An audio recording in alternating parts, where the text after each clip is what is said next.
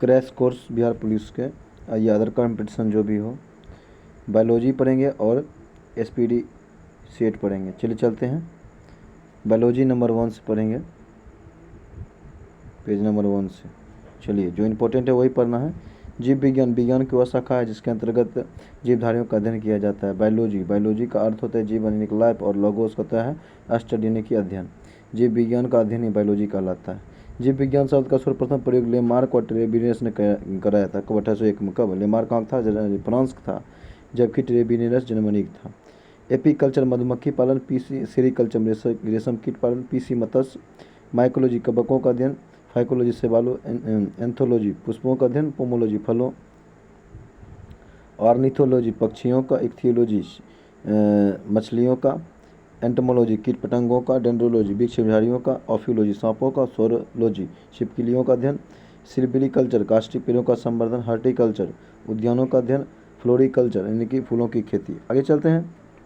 जीव विज्ञान का एक क्रमबद्ध ज्ञान के रूप में विकसित ग्रीक दार्शनिक अरस्तु ने 384 BC से 322 BC में किया था।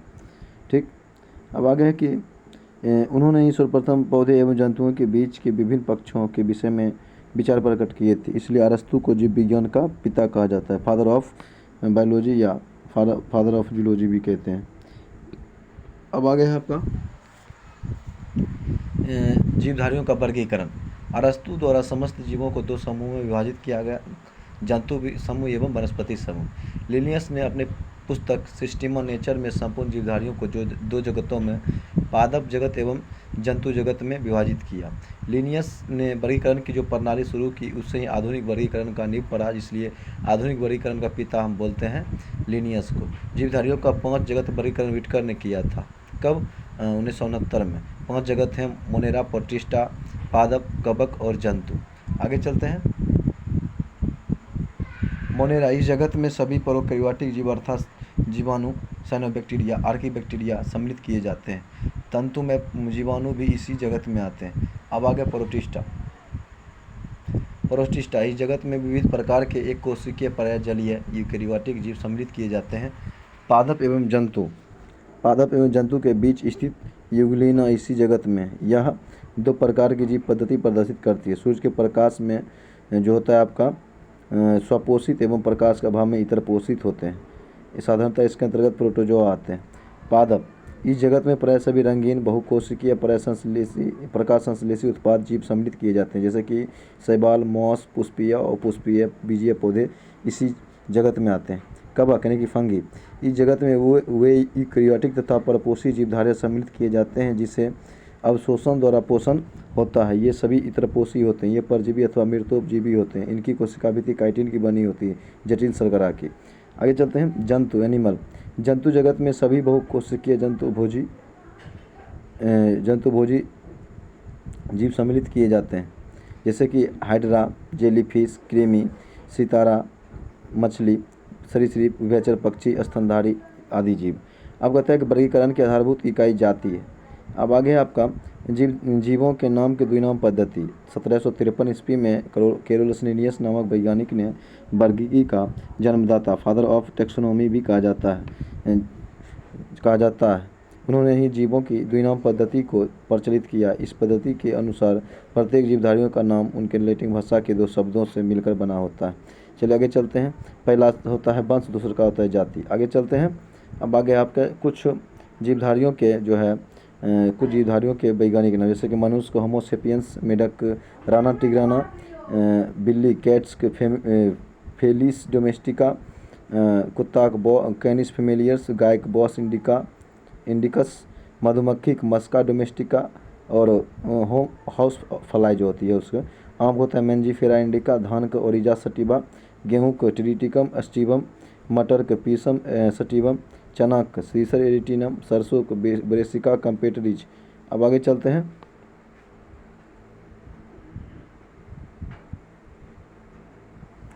अब आगे है कोशिका विज्ञान के बारे में। जीव द्रव क्या है? कहता है जीव द्रव का नाम पुरकिंजे द्वारा सन 1839 में किया गया था। यह एक तरल गाढ़ा रंगहीन बारभासी लसलसा वजनयुक्त पदार्थ है। जीव की सारी जैविक क्रियाएं जो होती है इसी के द्वारा संपन्न होती है। इसलिए जीव द्रव्य को जीवन की भौतिक आधार भी कहते हैं। जीव द्रव्य दो भाषाओं में बटा होता है, दो भागों में। पहला है कोशिका द्रव्य, इसमें या केंद्रक, कोशिका में केंद्रक एवं कोशिका झिल्ली के बीच में रहता है। केंद्रक द्रव्य या कोशिका के केंद्रक के अंदर रहता है। जीव द्रव्य का 99% भाग 4 तत्वों से मिलकर बना होता है। वह ऑक्सीजन 65, ऑक्सीजन यहाँ देने हैं 76%, कार्बन 10.5 और हाइड्रोजन 10%, नाइट्रोजन 2.5%। जीव द्रव्य का लगभग 80% भाग जल होता है। जीव द्रव्य में अकार्बनिक और जीव द्रव्य में कार्बनिक एवं अकार्बनिक यौगिक का अनुपात 81:19 होता है। कोशिका यानी कि सेल के बारे में जानेंगे। कहते हैं कोशिका जीव विज्ञान की सबसे छोटी क्रियात्मक एवं संरचनात्मक इकाई है। एंटोनियो ल्यूवेनहॉक ने पहली बार कोशिका को देखा और इसका वर्णन किया था। कोशिका के अध्ययन के विज्ञान को साइटोलॉजी कहा जाता है। अब आगे है कोशिकाओं के औसत संगठन। जल होता है 70 से 80, प्रोटीन 10 से 5, प्रोटीन 10 से 15, 10 से 15 कार्बोहाइड्रेट होता है 3, लिपिड होता है 5 से लिपिड होता है 2 और न्यूक्लिक अम्ल होता है 5 से 7, आयरन होता है 1। आगे चलते हैं। अब आगे है आपका कोशिका सिद्धांत का प्रतिपादन 1838-39 में स्लाइडेन एवं सोन नामक वैज्ञानिक ने किया था। यद्यपि इसका सिद्धांत यह बताने में असफल रहा कि नई कोशिकाओं का निर्माण कैसे होती है। पहली बार रुडोल्फ विर्चो ने यानी कि 1855 में स्पष्ट किया कि कोशिका विभाजन होती है और नई कोशिकाओं का निर्माण पूर्व कोशिका की कोशिकाओं के विभाजन से होता है। अब आगे कि कोशिका सिद्धांत की मुख्य बातें इस प्रकार है कि सभी जीव कोशिका व कोशिका उत्पाद से बने होते हैं। सभी कोशिकाएं भूस्थिर कोशिकाओं से निर्मित होती है। कोशिकाओं का निर्माण जिस क्रिया में होता है उसमें केंद्रक मुख्य अभिकर्ता होता है। कोशिका दो प्रकार के होते हैं, प्रोकैरियोटिक तथा यूकैरियोटिक। प्रोकैरियोटिक इन कोशिकाओं में हिस्टोन प्रोटीन नहीं होता है, जिसके कारण क्रोमेटिन नहीं बन पाता है। केवल डीएनए का सूत्र ही गुणसूत्र के रूप में पड़ा रहता है, अन्य कोई आवरण से घिरा नहीं रहता है। केंद्रक नाम की कोई विकसित कोशिका अंग नहीं होती है। जीवाणु एवं नीलहरित शैवालों में ऐसी कोशिकाएं मिलती हैं। अब आगे चलते हैं। अब आगे है आपका यूकैरियोटिक कोशिकाएं। कहता है कि यूकैरियोटिक इन कोशिकाओं में दोहरी झिल्ली के आवरण केंद्रक आवरण से घिरा सुस्पष्ट केंद्रक पाया जाता है, जिनमें डीएनए व हिस्टोन प्रोटीन के संयुक्त होने से बनी क्रोमेटिन तथा इनके अलावा केंद्रिका होते हैं।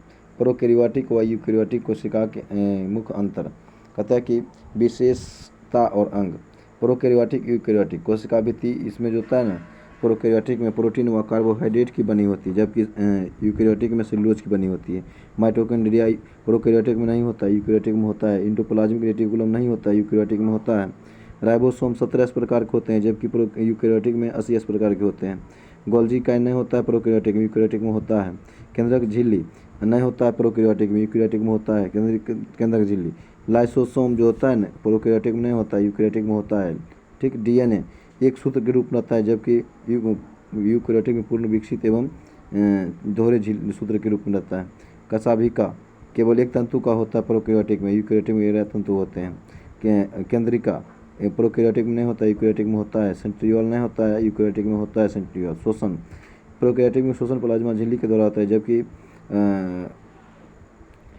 यूकैरियोटिक में शोषण जो होता है माइटोकॉन्ड्रिया के द्वारा होता है। लिंग प्रजनन नहीं होता है यूकैरियोटिक में पाया जाता है। प्रकाश संश्लेषण थाइलेकाइड में होता है प्रोकैरियोटिक में, और यूकैरियोटिक में क्लोरोप्लास्ट में होता है।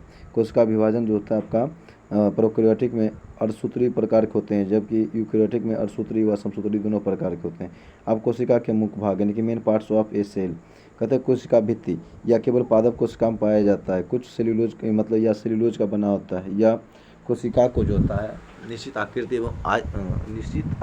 एवं आकार बनाए रखने में सहायक होता है। जीवाणु का कोशिका भित्ति पेप्टिड केन का बना होता है। कोशिका झिल्ली कोशिका के सभी अवयव एक पतली झिल्ली द्वारा घिरे होते हैं। इस झिल्ली को हम कोशिका झिल्ली कहते हैं। यह अर्धपारगम्य झिल्ली होती है। इसका मुख्य कार्य कोशिका के अंदर जाने वाले और अंदर से बाहर आने वाले पदार्थों का निर्धारण करना। कोशिका झिल्ली लिपिड की बनी होती है। यह लिपिड घटक फास्फोग्लिसराइड के बने होते हैं। बाद में जैव रासायनिक अनुसंधानों से यह स्पष्ट हुआ कि कोशिका झिल्ली प्रोटीन व कार्बोहाइड्रेट की बना होता है। अगर कोशिका झिल्ली का उन्नत नमूना 1972 में सिंगर व निकोलसन ने प्रतिपादित किया था, जिसे तरल कृमि नुमा के रूप में स्वीकार किया गया। इसके अनुसार लिपिड के अर्धतलीय प्रकृति के कारण जो होता है द्विसतह के भीतर प्रोटीन पार्श्विक गति करता है। ताराकाय क्या है? इसकी खोज बोबेरी ने की थी। यह केवल जंतु कोशिका में पाया जाता है। ताराकाय के अंदर एक या दो कण जैसी संरचना होती है जिसको हम सेंट्रीवल कहते हैं। समसूत्री विभाजन में यह ध्रुव का निर्माण करता है। अंतरपरत जालिका यूकेरियोटिक कोशिका के कोशिका द्रव में चपटे आपस में जुड़े थैलीयुक्त छोटे नलिकावत जालिक तंत्रिका बिखरा रहता है जिसे अंतरपरत जालिका कहते हैं। या प्राय राइबोसोम अंतरपरत जालिका को बाहरी सतह पर चिपके रहते हैं। जिस अंतरपरत जालिका के सतह पर या राइबोसोम मिलते हैं उसे खुदरी अंतरपरत जालिका कहते हैं। राइबोसोम की अनुपस्थिति में अंतरपरत जालिका चिकनी लगती है। आगे चलते हैं। आगे है आपका,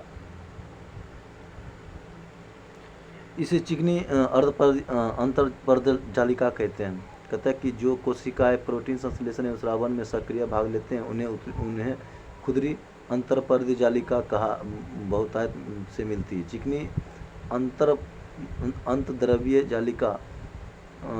जालिका प्राणी में लिपिड संश्लेषण के मुख्य स्थल होते हैं। लिपिड की भांति स्टीरॉयड हार्मोन चिकने अंतर्द्रव्यीय जालिका में ही होते हैं। कहते हैं अंतरपरत जालिका का मुख्य काम है कि उन सभी बासाओं और प्रोटीन का संचरण करना जो विभिन्न झिल्लियों जैसे कोशिका झिल्ली, केंद्रक झिल्ली आदि का निर्माण करते हैं। सामान्यतः इनके द्वारा कोशिका द्रव और केंद्र में विभिन्न भागों में पदार्थों का संचरण किया जाता है। राइबोसोम सर्वप्रथम रॉबिन्सन एवं ब्राउन ने 1953 में पादप कोशिका में तथा G.I. पोलारे ने 1953 में जंतु कोशिका में राइबोसोम को देखा और 1958 में रॉबर्ट ने इसका नामकरण किया। कहता है यह राइबोन्यूक्लिक एसिड यानी कि राइबोन्यूक्लिक RNA का बना होता है, नमक अम्ल व प्रोटीन का बना होता है। यह प्रोटीन संश्लेषण के लिए उपयुक्त स्थान प्रदान करते हैं, अर्थात यह प्रोटीन का उत्पादन स्थल है, इसलिए इसे प्रोटीन की फैक्ट्री भी कहा जाता है। राइबोसोम केवल पादप द्रव में नहीं बल्कि हरितलवक गुणसूत्र कणिका माइटोकॉन्ड्रिया एवं खुदरी अंतरपरत जालिका में भी मिलते हैं। यूकेरियोटिक राइबोसोम 80 प्रकार के तथा प्रोकैरियोटिक राइबोसोम 17 प्रकार के होते हैं। एस का मतलब होता है स्वेड गवर्स इकाई। अवसादन गुणांक को प्रदर्शित करता है या अपरोक्ष रूप में आकार व घनत्व को व्यक्त करता है। स्तनिक लाल रुधिर कणिकाओं में जो राइबोसोम अंतरपरत जालिका नहीं पाया जाता है। लाल रुधिर कण द्वारा प्रोटीन संश्लेषण नहीं होता है। आगे चलते हैं। आगे माइटोकॉन्ड्रिया, इसकी खोज अल्टमैन ने किया था 1886 में और बेंडा ने इसका नामकरण माइटोकॉन्ड्रिया किया था। यह कोशिका का श्वसन स्थल है। कोशिका में इसकी संख्या निश्चित नहीं होती। ऊर्जा युक्त कार्बनिक पदार्थों का ऑक्सीकरण माइटोकॉन्ड्रिया में होता है जिससे काफ़ी मात्रा में ऊर्जा प्राप्त होती है। इसलिए माइटोकॉन्ड्रिया को केंद्रिका का शक्ति केंद्र कहते हैं। माइटोकॉन्ड्रिया के आंतरिक झिल्ली में ATP संश्लेषणकारी रासायनिक अभिक्रियाएं होती है। इसे कोशिका का इंजन भी कहते हैं। इसे यूकेरियोटिक कोशिका के भीतर प्रोकैरियोटिक कोशिका माना जाता है। माइटोकॉन्ड्रिया के आधात्री में एकल वृत्ताकार DNA व अणु व कुछ RNA राइबोसोम 17 प्रकार तथा प्रोटीन संश्लेषण के लिए आवश्यक घटक मिलते हैं। माइटोकॉन्ड्रिया विखंडन द्वारा विभाजित होता है। DNA केंद्र के अलावा माइटोकॉन्ड्रिया हरितलवक में पाया जाता है। गोल्जी का, इसकी खोज कैमिलो गोल्जी ने किया था जो इटली के निवासी थे। ठीक, यह सूक्ष्म नलिकाओं के समूह एवं थैलियों का बना होता है। गोल्जी कॉम्प्लेक्स में कोशिका द्वारा संश्लेषित प्रोटीन व अन्य पदार्थों की पुष्टियों के रूप में पैकिंग की जाती है। ये पुष्टिकाएँ गंतव्य स्थान पर उस पदार्थ को पहुंचा देती है। यदि कोई पदार्थ कोशिका से बाहर स्रावित होता है तो उस पदार्थ वाली पुष्टिकाएँ उसे कोशिका झिल्ली के माध्यम से बाहर निकलवा देती है। इस प्रकार गोल्जिकाएँ को हम कोशिका के अणुओं का यातायात प्रबंधक भी कहते हैं। ये कोशिका भित्ति एवं लाइसोसोम का निर्माण भी करते हैं। गोल्जी कॉम्प्लेक्स के साधारण शर्करा को कार्बोहाइड्रेट का संश्लेषण होता है जो राइबोसोम से निर्मित प्रोटीन से मिलकर ग्लाइकोप्रोटीन बनाती है। गोल्जिकाए ग्लाइकोलिपिड का भी बना होता है। लाइसोसोम, इसकी खोज डी ड्यूवे ने किया था। यह सूक्ष्म गोल इकाई झिल्ली से घिरे थैली जैसी रचना होती है जिसका निर्माण संवेष्टि विधि द्वारा गोल्जिकाए में होता है। लाइसोसोम में सभी प्रकार के जल अपघट्ट एंजाइम जैसे कि हाइड्रोलाइजेज लाइपेसेज, प्रोटोएसेज व कार्बोहाइड्रेजेज मिलते हैं जो अम्लीय परिस्थितियों में सर्वाधिक सक्रिय होते हैं। ये enzyme carbohydrate, protein, lipid, nucleic अम्ल आदि के पाचन में सक्षम है। इसे आत्मघाती थैली यानी कि सुसाइड वेसिकल्स भी कहा जाता है। स्तनधारियों के लाल रुधिर कणिकाओं में लाइसोसोम नहीं पाया जाता है। लवक या केवल पादप कोशिका में पाए जाते हैं। यह 3 प्रकार के होते हैं: हरित लवक यानी कि क्लोरोप्लास्ट, अवर्णिक लवक जिसको हम बोलते हैं लिक्योप्लास्ट, अवर्णिक लवक क्रोमोप्लास्ट। हरित लवक यानी कि क्लोरोप्लास्ट यह हरा रंग का होता है क्योंकि इसके अंदर एक हरे रंग का पदार्थ पर्णहरित होता है। इसी की सहायता से पौधे प्रकाश संश्लेषण करता है और भोजन बनाता है, इसलिए हरित लवक को पादप कोशिका की रसोई घर भी कहते हैं। इसमें राइबोसोम पाया जाता है। पत्तियों का रंग पीला उसमें केरोटीन के निर्माण के कारण होता है। अवर्णिक लवक क्या है? लिक्योप्लास्ट क्या है? यह रंगहीन लवक है। यह पौधे के उन भागों में की कोशिकाओं में पाया जाता है जो सूर्य के प्रकाश से वंचित है, जैसे कि जड़ों में, भूमिगत तनों में आदि में। ये भोजन पदार्थों का संग्रह करने वाला लवक है।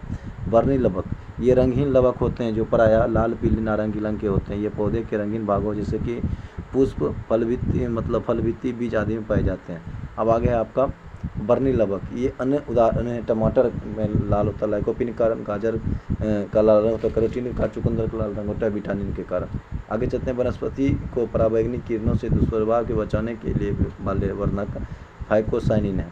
रसधानी या कोशिका के निर्जीव रचना, इनमें तरल पदार्थ बड़ी होती है। जंतु कोशिकाओं में यह अनेक व बहुत छोटी होती है, परंतु पादप कोशिकाओं में यह कोशिका का 90% स्तन गिरती है।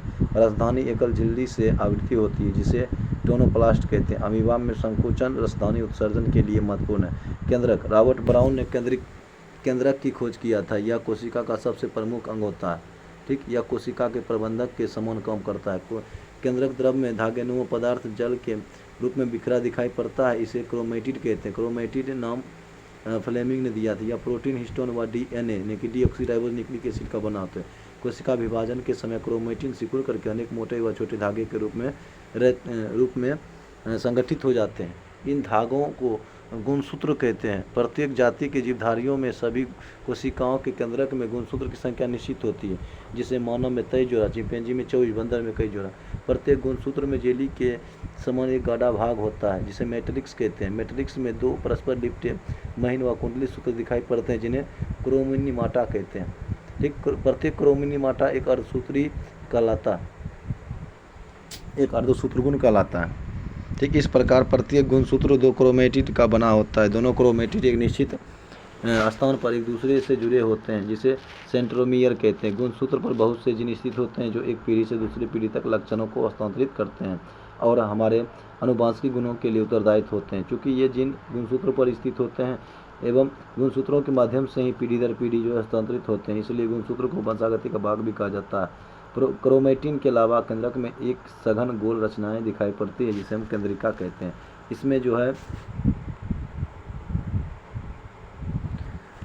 इसमें राइबोसोम के लिए आरएनए यानी कि राइबोन्यूक्लिक एसिड का संश्लेषण होता है। डीएनए एवं आरएनए की रचना, डीएनए की अधिकांश मात्रा केंद्रक में होती है, यद्यपि इसकी कुछ मात्रा माइटोकॉन्ड्रिया तथा हरित लवक में भी मिलती है। डीएनए पॉलीपेप्टाइड होते हैं। ठीक, कहता है कि पॉलीन्यूक्लिक एसिड चेन होता है। डीएनए होता है 2 प्रकार के, न्यूक्लिक एसिड व फास्फेट। न्यूक्लिक एसिड होता है 2 प्रकार के, शुगर और बेस क्षार। अब आ गया क्षार। डीएनए में उपस्थित क्षार 4 प्रकार के होते हैं: एडेनिन, गुआनिन, थाइमिन, साइटोसिन। कहता है कि डीएनए में अणु संख्या के आधार पर एडेनिन सदैव थाइमिन से तथा साइटोनिन सदैव गुआनिन से जुड़े रहते हैं। एडेनिन व थाइमिन के बीच 2 हाइड्रोजन आबंध तथा साइटोसिन व गुआनिन के बीच 3 हाइड्रोजन बंधन होते हैं, यानी कि एडेनिन डबल बॉन्ड थाइमिन और फिर गुआनिन ट्रिपल बॉन्ड साइटोसिन। 1953 में जेडी वाटसन व क्रिक ने डीएनए की द्विकुंडलित संरचना मॉडल प्रतिपादित किया। इस काम के लिए उन्हें 1962 में नोबेल पुरस्कार मिला था। डीएनए का काम क्या है? यह सभी आनुवंशिक क्रियाओं का संचालन करता है। जिन इसकी इकाई है या प्रोटीन संश्लेषण को नियंत्रित करता है। प्रयोगशाला में सर्वप्रथम डीएनए का संश्लेषण हरगोविंद खुराना ने किया था। आगे चलते हैं। आरएनए का निर्माण डीएनए से ही होता है। आरएनए से ही डीएनए का संश्लेषण होता है। इस क्रिया में डीएनए की एक श्रृंखला पर आरएनए की न्यूक्लियोटाइड आकर जुड़ जाती है। इस प्रकार एक अस्थायी डीएनए आरएनए संकलन का निर्माण होता है। इसमें नाइट्रोजन बेस थाइमिन के स्थान पर यूरोसिल होता है। कुछ समय बाद आरएनए की समझा श्रृंखला अलग हो जाती है। अब आगे है आपका आरएनए 3 प्रकार के होते हैं। आरआरएनए इसे बोलते हैं, ये राइबोसोम पर लगे होते हैं और प्रोटीन संश्लेषण सहायक होता है। टीआरएनए या प्रोटीन संश्लेषण में विभिन्न प्रकार के अमीनो अम्लों को राइबोसोम पर ले जाते हैं जहाँ प्रोटीन बनता है। फिर है प्रोटीन बनने की अंतिम क्रिया को ट्रांसलेशन कहते हैं। एमआरएनए मैसेंजर या अमीनो अम्ल को सूचना देने में मदद करता है। अब आगे डीएनए व आरएनए में मुख्य अंतर क्या है। इसमें डीऑक्सीराइबोज शर्करा होता है डीएनए में, आरएनए में राइबोज शर्करा होता है।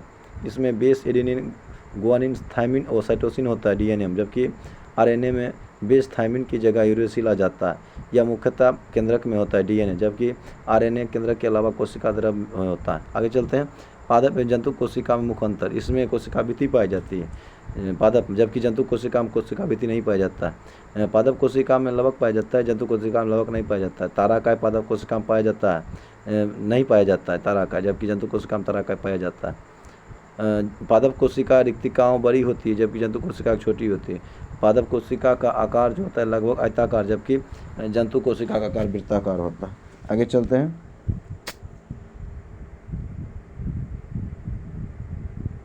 आगे कोशिका विभाजन यानी कि सेल डिवीजन। कोशिका विभाजन 1855 में बिरचाओ ने देखा था। कोशिका विभाजन मुख्यतः 3 प्रकार के होते हैं, असूत्री, समसूत्री। असूत्री विभाजन को बोलते हैं एमिटोसिस, और समसूत्री विभाजन को मीटोसिस और अर्धसूत्री विभाजन को मियोसिस बोलते हैं। अब आगे अर्धसूत्री विभाजन या विभाजन अविकसित कोशिका जैसे कि जीवाणु, नीलहरी, शैवाल, ईस्ट, अमीबा और प्रोटोजोआ में होता है। असूत्री विभाजन। समसूत्री विभाजन।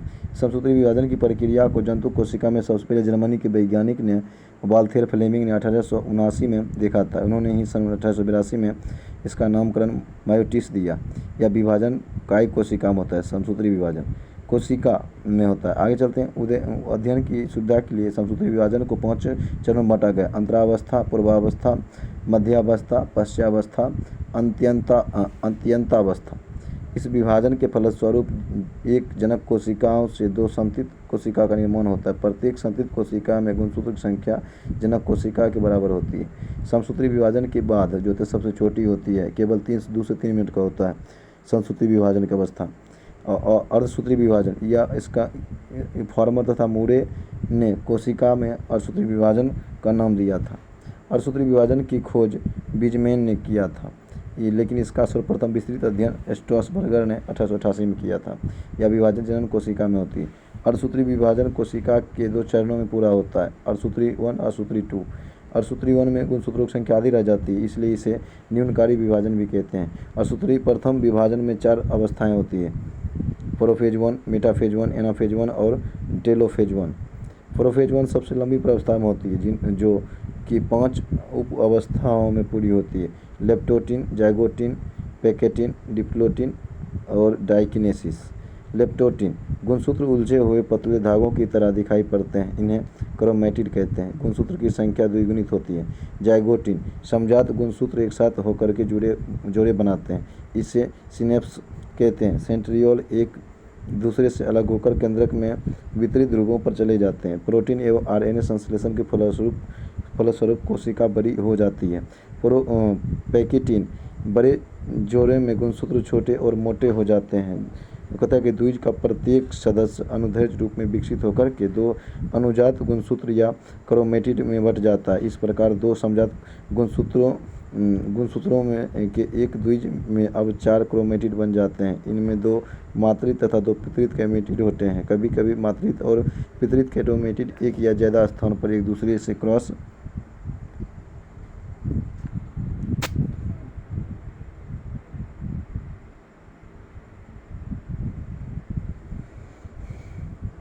करते हैं। ऐसी बिंदु पर मात्रित तथा पितरित क्रोमेटिड टूट जाते हैं और एक क्रोमेटिड का टूटा हुआ भाग दूसरे क्रोमेटिड के टूटे स्थान से जुड़ जाते हैं। इसे क्रॉसिंग ओवर कहते हैं। एवं इस प्रकार जीन का नए ढंग से वितरण हो जाता है, अर्थात जीन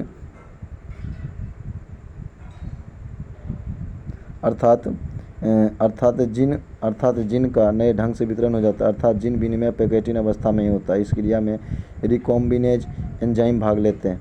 क्रॉसिंग ओवर हमेशा नॉन स्टिक क्रोमेटिड के बीच होता है। डिप्लोटिन समजात गुणसूत्र अलग होने लगते हैं, परंतु जोड़े के दो स्वर्ण पूर्ण रूप से अलग नहीं हो पाते हैं, क्योंकि वे कहीं कहीं एक दूसरे से एक्स के रूप में उलझे होते हैं। ऐसे स्थानों को काइजमाटा कहते हैं। काइजमेटा की औसत संख्या को बारंबारता कहते हैं। काइजमेटा का अत्यंतीकरण हो जाता है, डायकिनेसिस।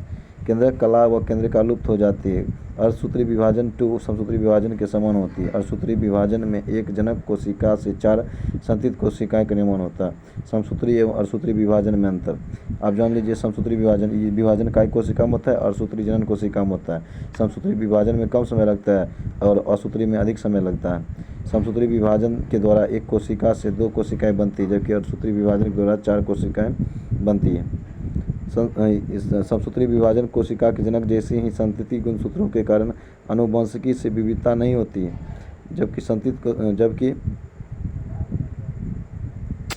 जबकि अर्धसूत्री विभाजन में जो होता है आपका विभिन्न गुणसूत्र होने के कारण आनुवंशिक विविधता होती है। इसमें गुणसूत्र के आनुवंशिक पदार्थ आदान प्रदान नहीं होता है समसूत्री विभाजन में। अर्धसूत्री विभाजन में मतलब आदान प्रदान होता है, ठीक। इसकी प्रोफेज अवस्था छोटी होती है, जबकि अर्धसूत्री विभाजन अर्धसूत्री विभाजन की प्रोफेज अवस्था लंबी होती है। अब आगे है जैव विकास।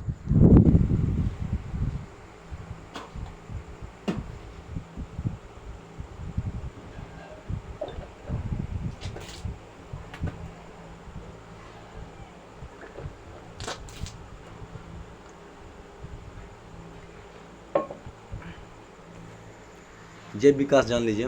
प्रारंभिक निम्न कोटि के जीवों में क्रमिक परिवर्तनों तथा अत्यधिक जीवों की उत्पत्ति को जैव विकास कहा जाता है। जीव जंतुओं की रचना, कायिक एवं रासायनिक भ्रूण विकास, वितरण आदि में विशेष क्रम या आपसी संबंध के आधार पर सिद्ध किया गया कि जैव विकास हुआ। लेमार्क, डार्विन, वेलेस, डीब्रीज आदि ने जैव विकास के संबंधों में अपनी अपनी परिकल्पनाओं को सिद्ध करने के लिए इन्हीं संबंधों को दर्शाने वाली निम्नलिखित प्रमाण प्रस्तुत किए। पहला, वर्गीकरण से प्रमाण, तुलनात्मक शरीर रचना से प्रमाण, अवशोषित अंगों से प्रमाण, संयोजकता अणुओं के प्रमाण, पूर्वजता के प्रमाण और तुलनात्मक ब्रोनीय से प्रमाण। भौगोलिक वितरण के प्रमाण, तुलनात्मक कायिकी एवं जीव रासायनिक से प्रमाण, अनुवंशिकी से प्रमाण, पशुपालन से प्रमाण, रक्षात्मक समरूपता से प्रमाण और जीवाश्म विज्ञान एवं जीवाश्मों से प्रमाण। आगे चलते हैं।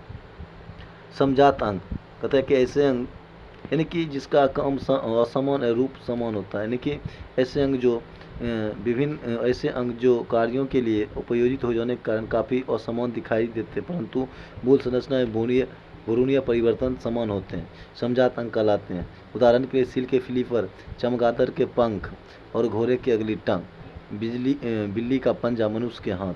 मौलिक संरचना एक समान होती है, मौलिक मतलब बनावट, लेकिन इन सभी के काम अलग अलग हैं, ठीक।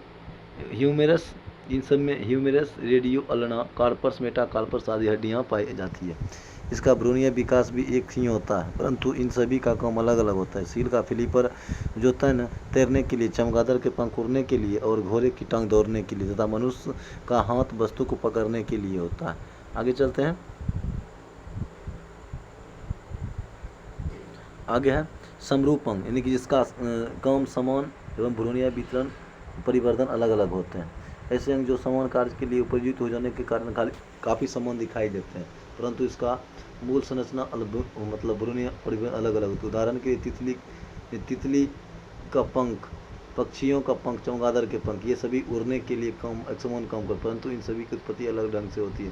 तितली के पंख की रचना शरीर भित्ति के भंजन द्वारा और पक्षियों के पंख की रचना अग्रपादों के परों द्वारा और चमगादड़ के पंख की रचना हाथ की पंजों द्वारा, उंगलियों द्वारा होता है। अवशेषी अंग, ऐसे अंग जो पूर्वजों में मतलब ऐसे अंग जो जीवों के पूर्वजों में पूर्णतः विकसित होते हैं, परंतु वातावरणीय जो है परिस्थिति में बदलाव से इनका महत्व समाप्त हो जाने के कारण विकसित क्रम में इनका क्रम लोप हो जाने लगता है। इसे अवशेषी अंग कहते हैं। उदाहरण के लिए कर्ण पल्लव, त्वचा के बाल, बर्मी फॉर्म, अपेंडिस आदि। मनुष्य में लगभग 100 अवशेषी अंग पाए जाते हैं। सर्वप्रथम प्रकाश संश्लेषी अंग जो था साइनोबैक्टीरिया था। पक्षियों का विकास सरीसृप वर्ग में हुआ था। जल स्थलचर जीवों का विकास मत्स्य वर्ग में हुआ था। अब आगे स्थानीय वर्ग के जंतुओं का विकास भी सरीसृप में हुआ था। जीवाश्म अनेक ऐसे प्राचीन कालीन जीवों एवं पादपों के अवशेष जो हमारे पृथ्वी पर विद्यमान थे परंतु बाद में समाप्त अर्थात विलुप्त हो गए, भूपटल की रचना में परिचित मिलते हैं, उन्हें जीवाश्म कहते हैं। ठीक, इसके अध्ययन को जीवाश्म विज्ञान कहते हैं। अब आगे है कि जैव विकास के सिद्धांत। जैव विकास के संबंध में अनेक सिद्धांत प्रतिपादित किए गए थे, जिसमें लेमार्क, डार्विनवाद और उत्परिवर्तनवाद प्रमुख है। लेमार्कवाद 1809 में। अब आगे कि उनकी पुस्तक फिलॉसफी जूलॉजिक में प्रकाशित हुआ। इस सिद्धांत के अनुसार जीवों एवं उनके अंगों में सतत बड़े होते रहने की प्राकृतिक प्रवृत्ति होती है। इन जीवों पर वातावरणीय परिवर्तन का सीधा प्रभाव पड़ता है। इसके कारण जीवों में विभिन्न अंगों का उपयोग बढ़ता रहता है। अधिक उपयोग वाले अंगों का विकास अधिक और कम उपयोग वाले अंगों का विकास कम होता है। ठीक, उदाहरण के लिए जिस जिराफ की गर्दन का लंबा होना। उपार्जित लक्षणों का अध्ययन टोंटोलॉजी कहलाता है। डार्विनवाद। जैव विकास के संबंध में डार्विनवाद सर्वाधिक प्रसिद्ध है। डार्विन को पूरा अवशेष का महत्व अन्वेषक कहा जाता है। चार्ल्स डार्विन ने 1831 में बीगल नामक विश्व सर्वेक्षण जहाज पर पूरे विश्व का भ्रमण किया। डार्विन के अनुसार सभी जीवों में प्रचुर संतानोत्पत्ति की क्षमता होती है, अतः अधिक आबादी के कारण प्रत्येक जीवों की अपनी आवश्यकताओं की पूर्ति हेतु दूसरे जीवों से जीवन पर्यंत संघर्ष करना पड़ता है। ये जीव आपस में बिल्कुल समान नहीं होते हैं। ये भिन्नताएं उन्हें इनके जनकों में वंशाक्रम में मिलते हैं। कुछ विभिन्नताएं जीव संघर्ष के लिए लाभदायक होती हैं, जबकि कुछ अन्य हानिकारक होती है। जीवों में विभिन्नताएं वातावरणीय दशाओं में अनुकूल होने पर वे बहुमुखी जीवन संघर्ष में सफल हो जाते हैं। उपयोगी विभिन्नताएं पीढ़ी दर पीढ़ी होती रहती है और काफ़ी समय बाद उत्पन्न जीवधारियों के लक्षण मूल जीवधारियों के इतने भिन्न हो जाते हैं कि नई जाति बन जाती है। नव डार्विनवाद। डार्विन के बाद उनके समर्थकों द्वारा नव डार्विनवाद को जीनवाद में ढांचे में ढाल दिया गया, जिसे नव डार्विनवाद कहते हैं। इनके अनुसार किसी जाति पर कई कारकों का प्रभाव पड़ता है, जिससे हम उस जाति में से नई जाति बन जाती है। विविधता, उत्परिवर्तन और प्राकृतिक वरण। आगे चलते हैं। अब आगे है आपका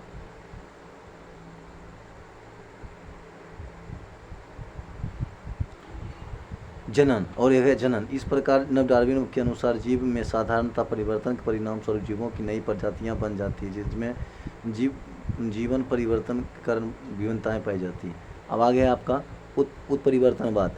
यह सिद्धांत वस्तुतः हुबहू डिवरीज द्वारा प्रतिपादित किया गया था। इसी सिद्धांत के प्रमुख तत्व हैं नई जीव जातियों की उत्पत्ति लक्षणों में छोटी छोटी एवं स्थिर विभिन्नताओं के प्राकृतिक चयन द्वारा पीढ़ी दर पीढ़ी संचयन और कर्मिक विकास फलस्वरूप नहीं होता है, बल्कि यह उत्परिवर्तनों में फलस्वरूप होता है। इस प्रकार से उत्पन्न जाति का प्रथम सदस्य उत्परिवर्तक कहलाता है। यह उत्परिवर्तित लक्षण के लिए शुद्ध नस्ल होता है।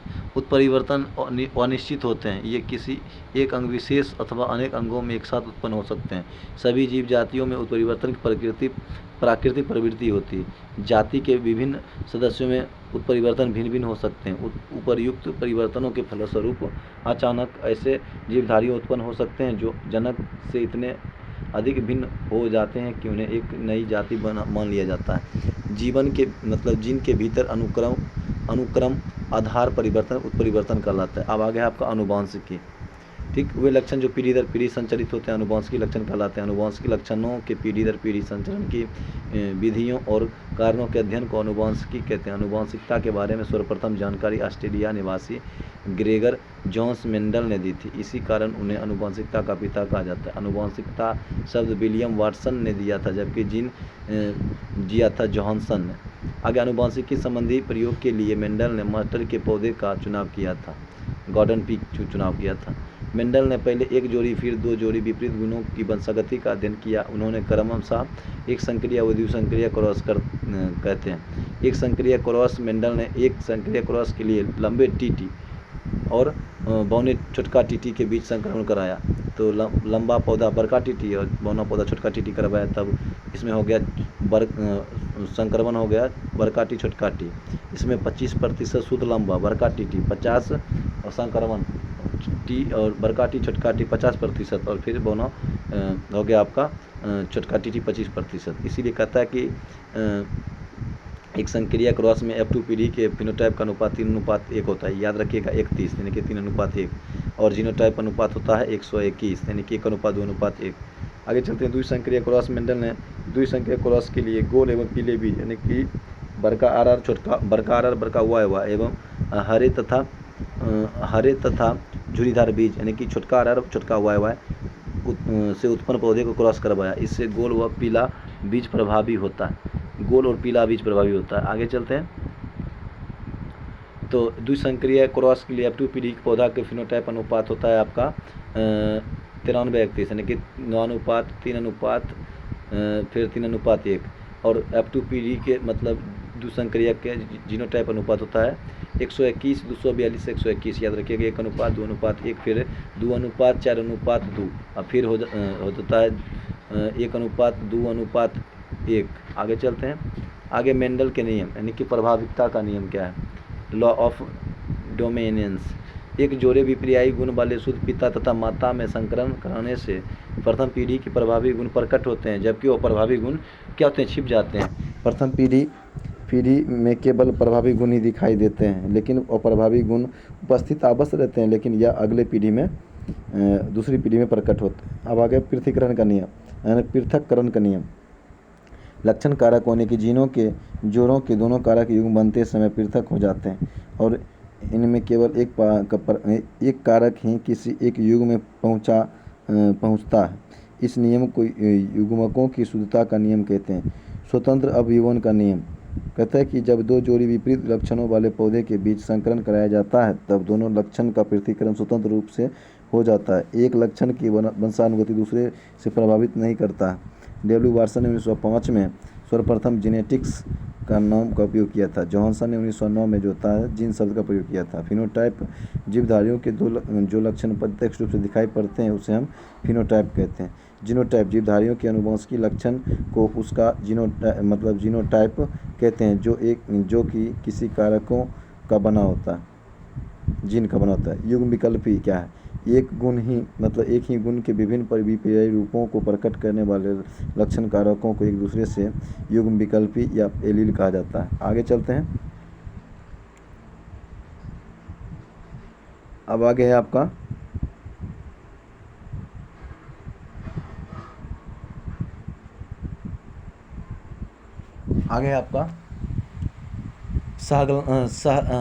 सहगलनता क्या है। एक ही गुणसूत्र पर स्थित जीनों में एक साथ वंशागति होने की प्रवृत्ति पाई जाती है।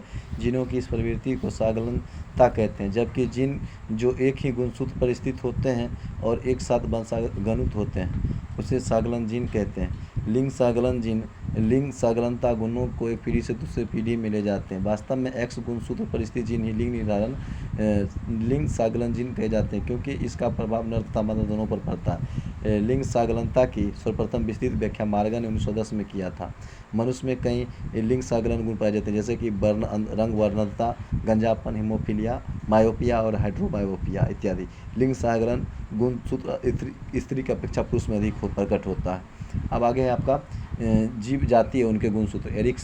एस्केरिस में 2 गो, मच्छर में 6 गो, गरुड़ मक्खी में 12 गो, मटर में 14 गो, प्याज में 16 गो, मक्का में 20 गो, टमाटर में 24 गो, मेढक में 26 गो, मेढक में 26 गो, नींबू में 18 36, बिल्ली में 38 गो, चूहा में 40 गो, माउस में और रैट में चूहा में 42 गो, गेहूँ 42, खरगोश 44, मनुष्य 46, आलू 48, चिंपैंजी 48, तंबाकू 48, घोड़ा 64, कुत्ता 78, कबूतर 80, टेरिडोफाइटस 63, 1600।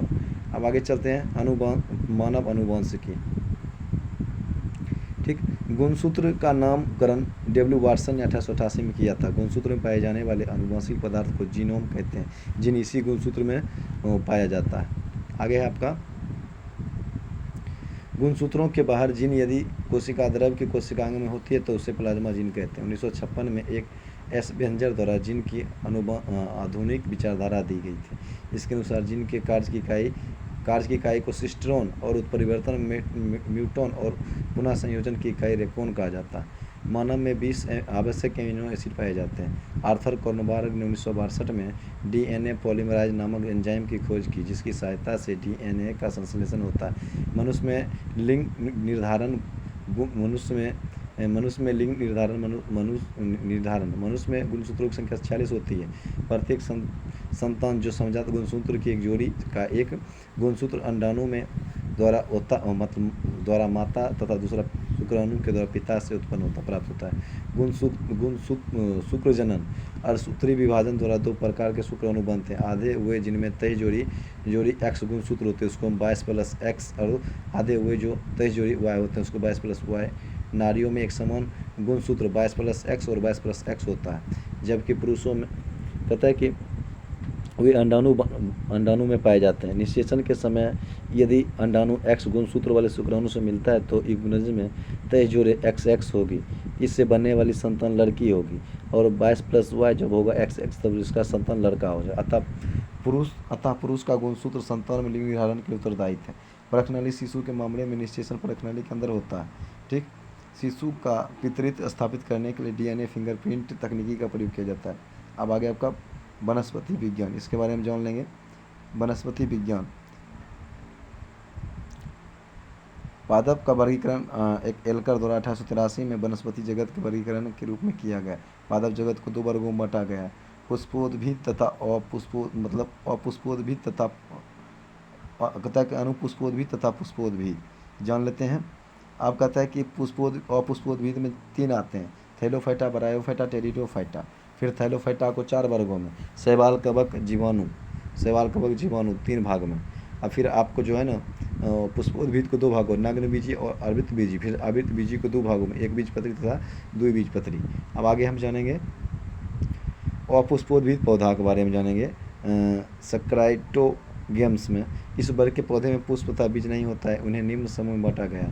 थैलोफाइटा या वनस्पति जगत का सबसे बड़ा समूह। इस समूह के पौधे का शरीर सुकाय होता है, अर्थात पौधे जड़, तना एवं पत्ती आदि में विभक्त नहीं होते हैं। इनमें केवल समान उत्तक नहीं पाया जाता।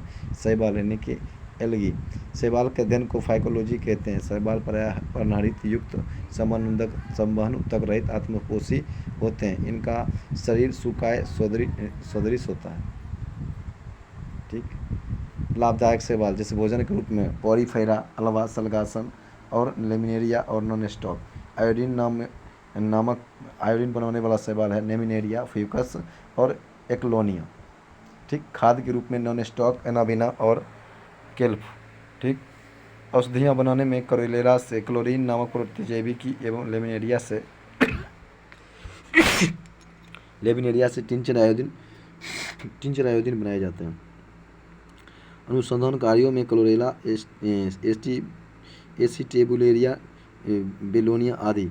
क्लोरेला नामक शैवाल को अंतरिक्ष यान के केबिन के हौज में उगाकर अंतरिक्ष यात्री को प्रोटीन युक्त भोजन, जल और ऑक्सीजन प्राप्त होते हैं। आगे चलते हैं। अब आगे आपका इसके अध्ययन मतलब कवक, इसके अध्ययन को कवक विज्ञान माइकोलॉजी कहते हैं। कवक पर्णहरित रहित संकेंद्रीय संवहन उत्तक रहित थैलोफाइटा है।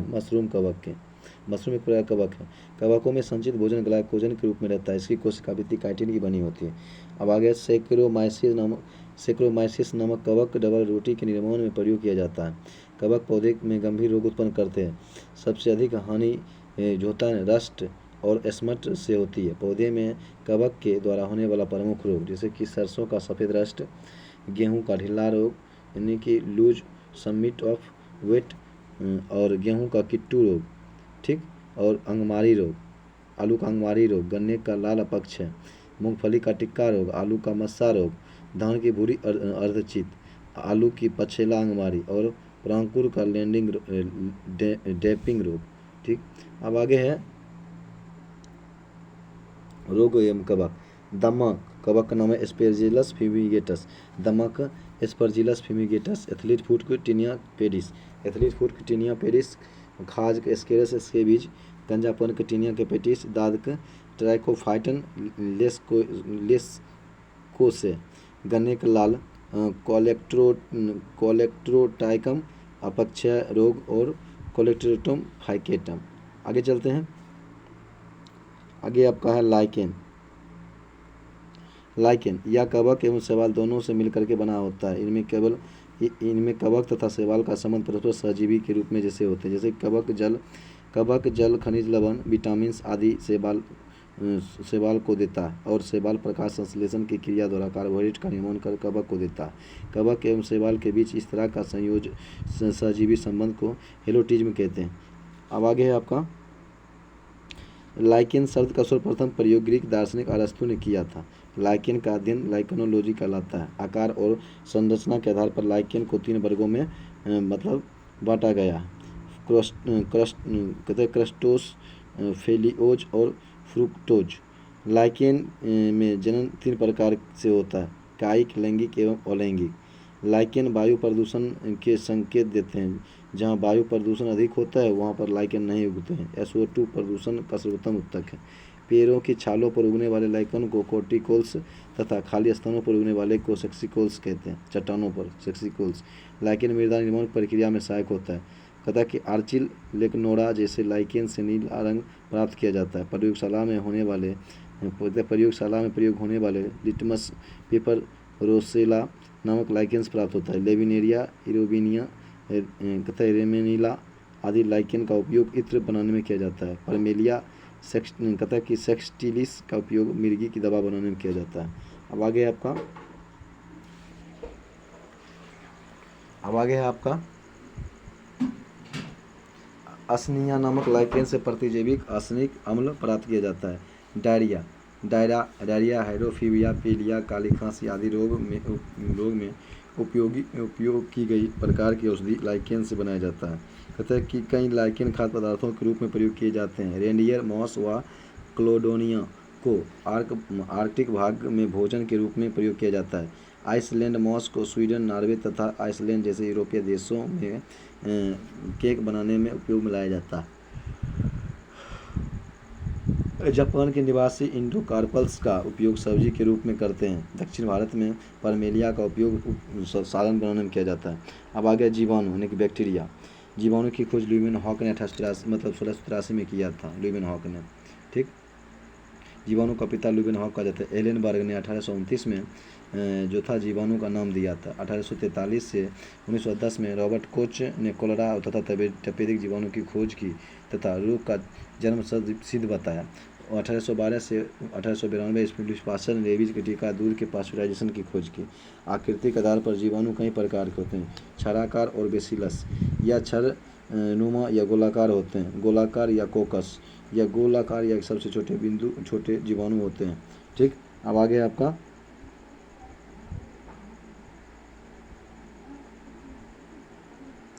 कोमा आकार या बेब्रियो। अंग्रेजी के चिन्ह कोमा के आकार के उदाहरण बेब्रियो, क्लेरी आदि हैं। सर्पिलाकार स्प्रिंग या स्क्रूज के आकार के होते हैं। दूध को अधिक दिनों तक सुरक्षित रखने के लिए इसका पास्चुराइजेशन किया जाता है। इसमें 2 विधियाँ होती है। LTHM यानी कि LTH यानी कि लो टेम्परेचर होल्डिंग मेथड यानी कि दूध को 62.8 डिग्री सी पर 35 मिनट तक गर्म करते हैं। अब आ गया HTST यानी कि high temperature short time method. दूध को 71.7 डिग्री पर 15 सेकेंड तक गर्म करते हैं। एनाबिना तथा नॉन स्टॉक नामक साइनोबैक्टीरिया वायुयन को N2 का स्थिरीकरण करते हैं। अब आ गया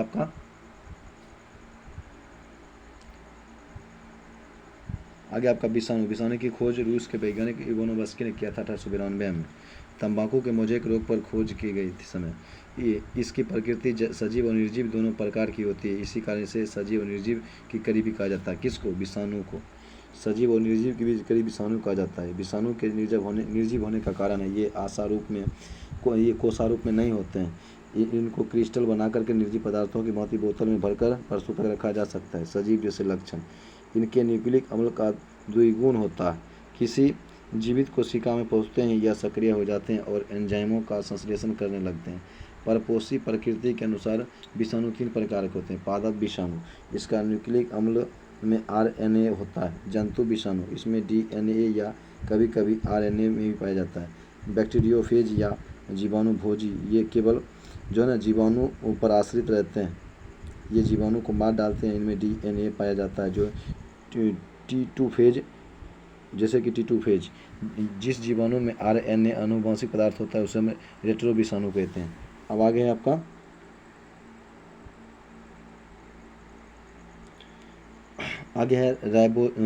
राइबोजियम तथा ब्रेडी राइबोजियम इत्यादि जीवाणु की जातियाँ लेग्यूमिनेसी यानी कि मटर कुल के पौधे की जड़ों में रहती है और वायुमंडलीय नाइट्रोजन को स्थिरीकरण करती है। कहते हैं कि एजेक्टोबैक्टर या एजेक्टोबैक्टर और एंजियोस्पर्मिलियम तथा क्लॉस्ट्रिडियम जीवाणु की कुछ जातियां स्वतंत्र रूप से मिट्टी में निवास करती है और मिट्टी के कणों के बीच स्थित वायु में नाइट्रोजन स्थिरीकरण करती है।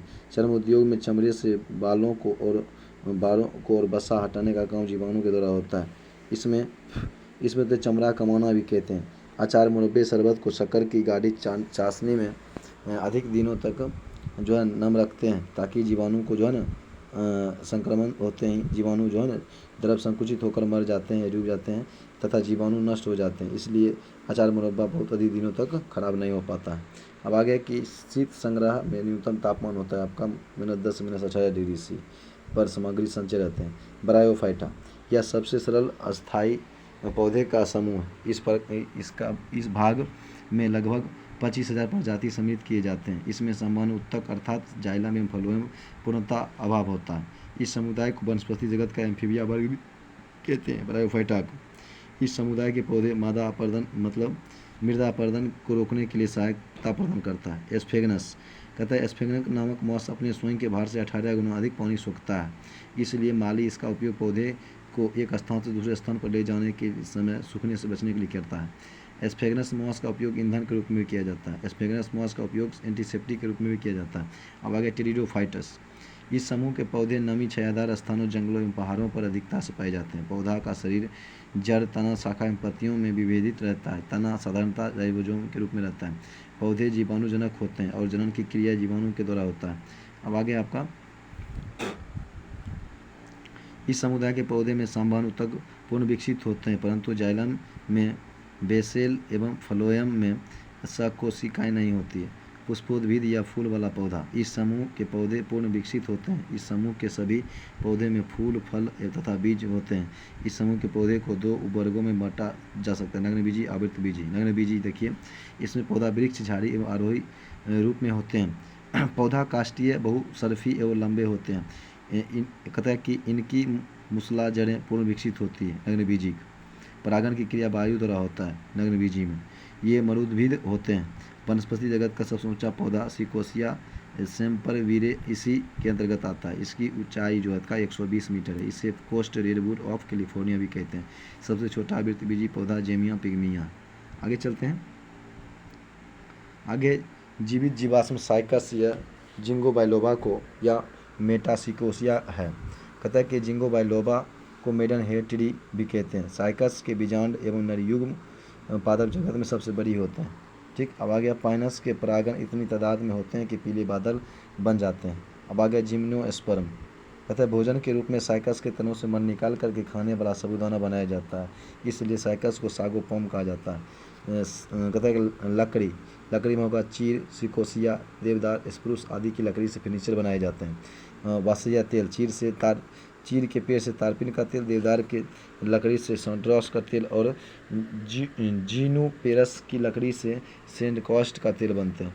टेनिन क्या है? चमड़ा बनाने तथा स्याही बनाने में काम आता है।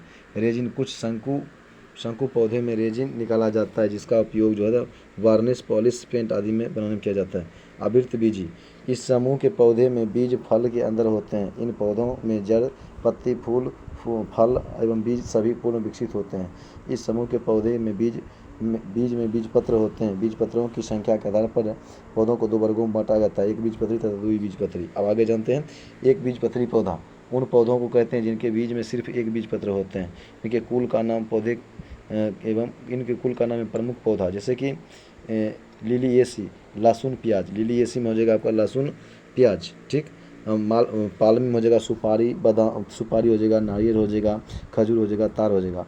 पालम में ग्रेमेंसी में सभी घास आ जाएगा कि गेहूँ, मक्का, बांस, गन्ना, चावल, ज्वार, बाजरा, जौ, जय।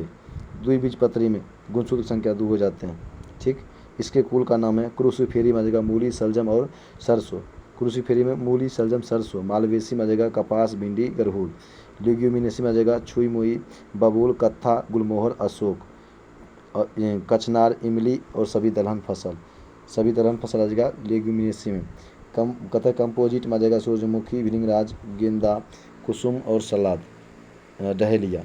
रूटेसी, नींबू, चकोतरा, संतरा, मौसमी और बेल। कुकुरुबिटेसी, तरबूज, खरबूज, टिंडा, कद्दू, लौकी, खीरा, ककड़ी, परवल, चिंचिड़ा, करेला। और सोलेनेसियम आ जाएगा आपका आलू, मिर्च, बैगन, मकई, धतूरा, बेलाडोना और टमाटर। रोजेसियम आ जाएगा आपका स्ट्रॉबेरी, सेब, बादाम, नाशपाती। अब आ गया पादप आकृति। पादप आकृति की विभिन्न पादपों जैसे कि जड़, तना, पत्ती, पुष्प, फल आदि में रूपों में गुण के अध्ययन को आकृति कहते हैं। ठीक, अब आगे है आपका यानी कि रूट, जड़ यानी कि रूट जान लेते हैं।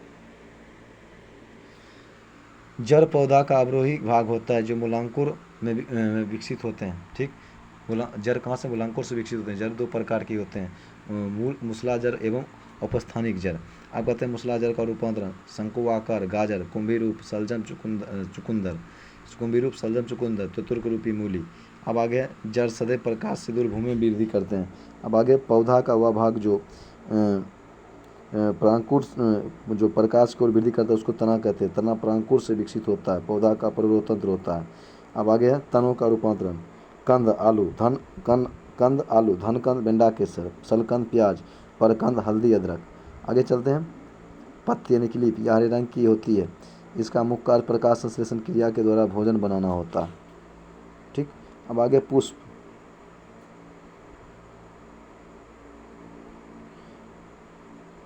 पुष्प जो होती है यह पौधा का जनन अंग होता है। पुष्प में बाह्य दलपुंज, दलपुंज, पुमंग और जयांग पाए जाते हैं। इनमें पुमंग नर जनन और जयांग मादा जनन होता है। पुमंग में एक या एक से अधिक पुंकेसर होते हैं। पुंकेसर में परागन पाए जाते हैं। जयांग कहते हैं इनमें अंडप होते हैं। ठीक, अंडप के 3 भाग होते हैं, अंडाशय यानी कि ओवरी, वर्तिका यानी कि स्टाइल और वर्तिकाग्र स्टांगिया स्टांगमा। परागन कहता है कि परागकोश से निकल करके अंडप के वर्तिकाग्र पर परागकणों के पहुंचने की क्रिया को हम परागन कहते हैं। परागन 2 प्रकार के होते हैं, स्वपरागन या परपरागन। ठीक, आगे चलते हैं। निषेचन, परागनली बीजाणु में प्रवेश करके बीजांडाशय में भेदती हुई भ्रूणकोश तक पहुंच जाती है और परागकणों को वहाँ छोड़ देती है। इसके बाद क्या होता है कि एक नर युग्मक एक अंड कोशिका में संयोजित करता है, इसे निषेचन कहते हैं। निषेचन अंड युग्मनज कहलाता है। आवृत्त बीजी में निषेचन त्रिसंलयन, जबकि आवृत्त बीजी में त्रिसंलयन, जबकि अन्न में होता है द्विसंलयन होता है।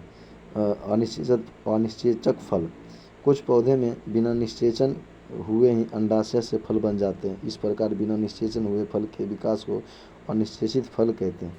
साधारणतः इस फलों के केवल बीज रहित होते हैं, जैसे केला, पपीता, नारंगी, अंगूर और अनानास। अब आगे फल का निर्माण अंडाशय से होता है। संपूर्ण फलों को 3 भागों में विभाजित किया गया है। सरल फल जैसे कि अमरूद, केला। पुंज फल हो जाएगा आपका स्ट्रॉबेरी, रसभरी। और संग्रहित फल हो जाएगा आपका कटहल, सहतूत। कुछ फलों के निर्माण बाह्य दलपुंज या पुष्पासन आदि के भाग लेते हैं, जैसे फलों को औसत फल कहते हैं, जैसे कि सेब और कटहल। अब आगे आपका कुछ फलों के उनके खाने योग्य भाग। सेब को पुष्पासन, नाशपाती पुष्पासन, आम को मध्य फलवृत्ति, अमरूद को मध्य फलवृत्ति और बीजांडासन, अंगूर को फलवृत्ति एवं बीजांडासन, पपीता को मध्य फलवृत्ति, नारियल को पूर्णकोश, टमाटर को फलवृत्ति एवं बीजांडासन, केला का मध्य एवं अंताभित्ति। ठीक, अब आगे है आपका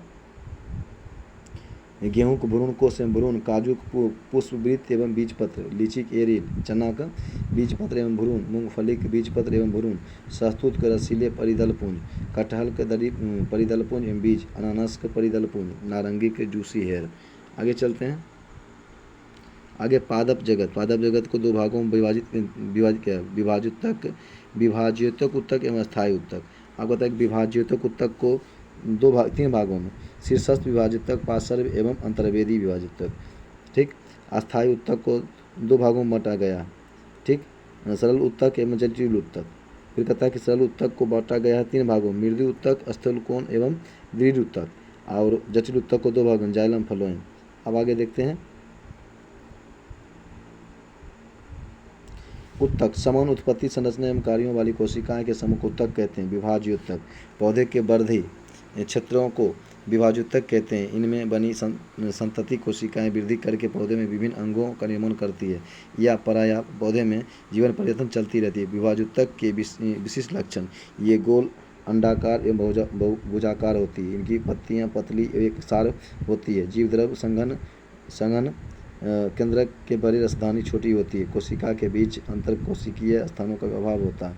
शीर्षस्थ विभाज्य ऊतक, ये ऊतक जड़ों अथवा तनों को शीर्षस्थ भाग में पाए जाते हैं तथा पौधे की प्राथमिकता वृद्धि इन्हीं के द्वारा होता है। पार्श्व विभाज्य ऊतक, इनमें विभाजन होने से जड़ तथा तने के घने वृद्धि होती है, तने में वृद्धि होती है। इससे तना जड़ की मोटाई में वृद्धि हो जाती है। अंतर्वेशी विभाज्य ऊतक, यह वास्तव में शीर्षस्थ विभाज्य ऊतक का अवशेष है जो बीच में मतलब अस्थायी ऊतक के आ जाने से अलग हो जाते हैं।